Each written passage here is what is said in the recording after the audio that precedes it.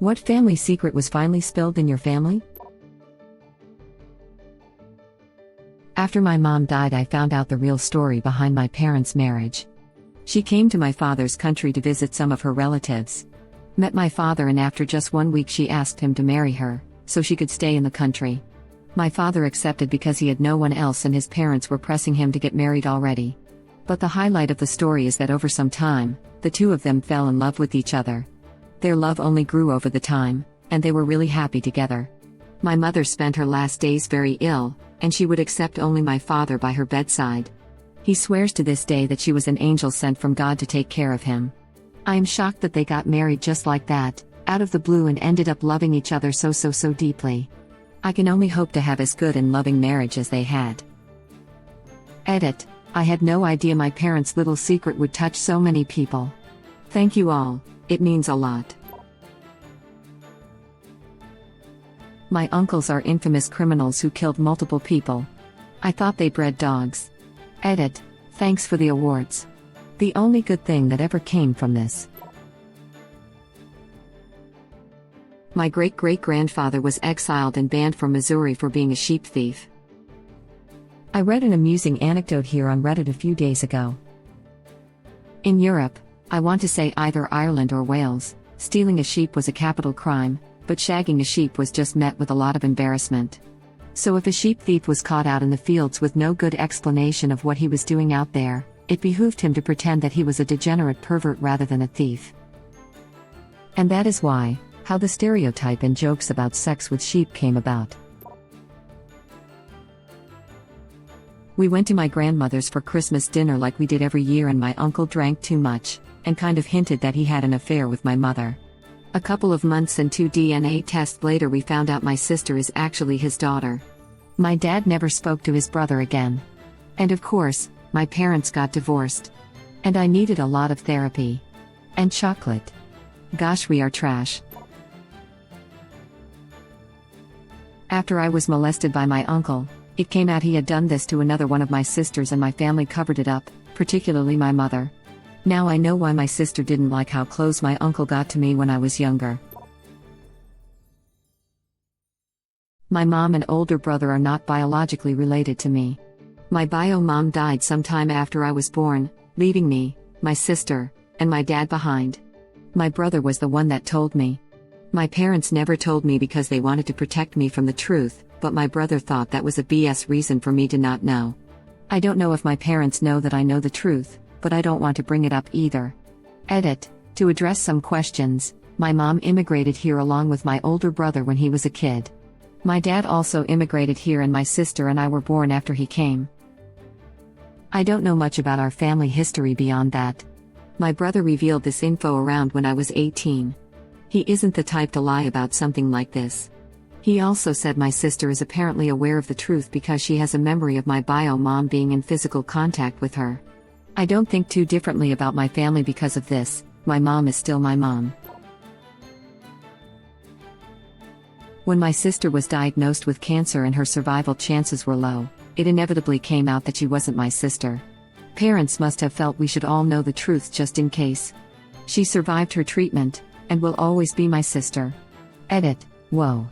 Thanks for the kind words, everyone. My grandmother recently died.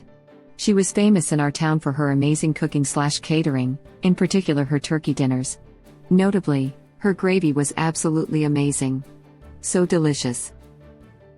She had a heart attack several years ago, and her near-death experience convinced her to share some of her secret recipes with me, all except for her gravy recipe. When she died this spring, I was going through her pantry and found an entire bucket of KFC gravy mix. She was literally using KFC gravy mix as a base to make her incredible gravy. Huge scandal. Laughing my butt off. Edit. Used infamous when I meant famous. Found out my uncle is actually my brother. My mom had him when she was so young that my grandparents raised him. How old were you when you found out? Due to 23andMe, my dad learned that his recently deceased father was not his biological father.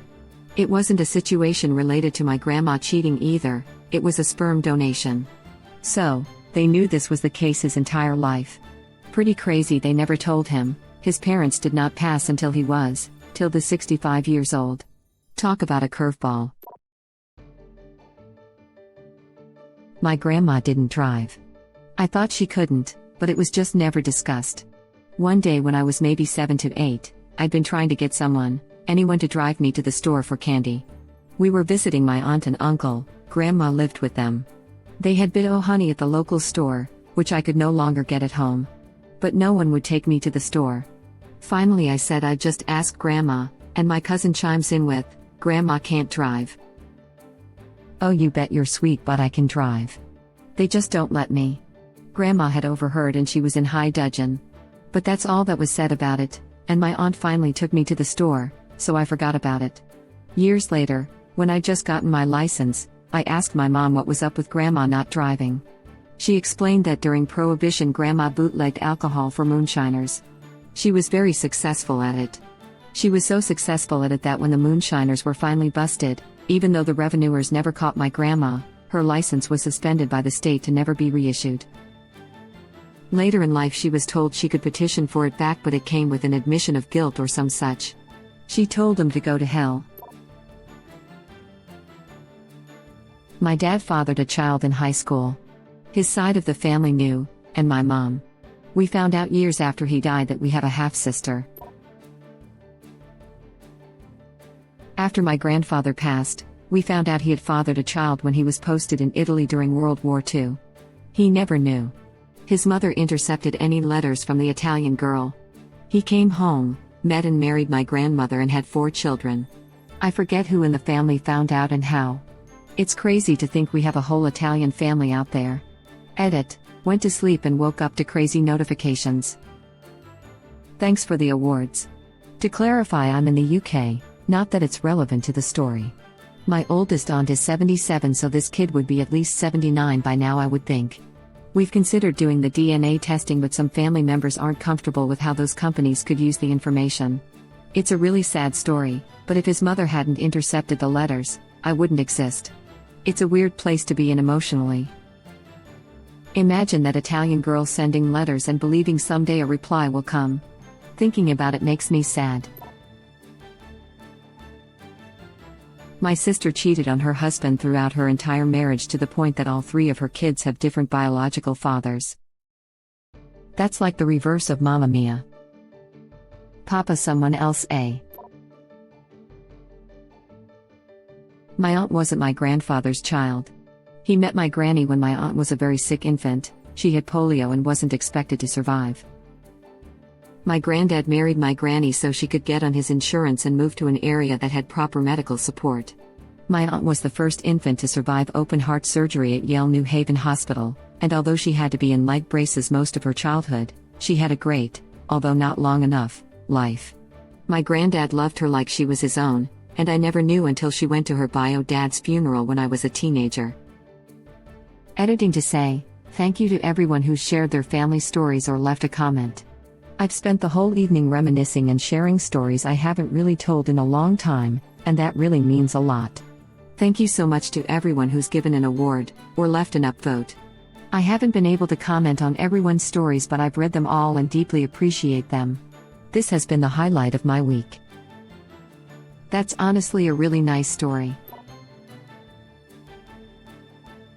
As a young teenager, my grandma shot her pedophile father in the back while he was sleeping. He had been molesting her and all her siblings. She ran away after being hidden by her brother for some time. Her father survived though. Thankfully my grandma never faced any legal consequences, but she was bat crap crazy until the day she died. My aunt told me at her funeral because I asked why grandma was the way she was.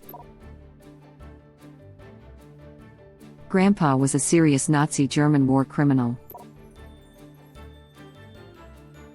My mother had a child when she was a teenager, and she had given him up for adoption to a family. After this, she went to college, got her degree, married my father, and gave birth to my 4 siblings and myself. Till the 30 years after giving her child up for adoption, I remember her getting a phone call and immediately locking herself in her room. I was about 12 at the time. I remember feeling scared because I could hear my mom crying, but she didn't want to see anybody or talk about why she was crying. On an evening later that week, my parents sat each of us kids down and told us about my mom's past and explained that my half-brother had reached out to my mom wanting to meet her and get to know her. My dad had known ever since he and mom were dating in college, and I believe my oldest sister had been told previous to this point. But the rest of my siblings and myself and all the in-laws on my dad's side, my grandma, aunts, and uncles etc., didn't know about this part of her past. We are fairly religious/conservative, so it was really shocking at first. My mom then flew out to the state where my half-brother lived with her sisters and met him. Both my mom and my half-brother were both very nervous about the whole thing, but by the end of their trip meeting each other, they got to rebuild the relationship. After a bit of time, we, my siblings and I, got to meet him too. Fast forwarding to now, he's since moved to our same state, and we see him much more frequently.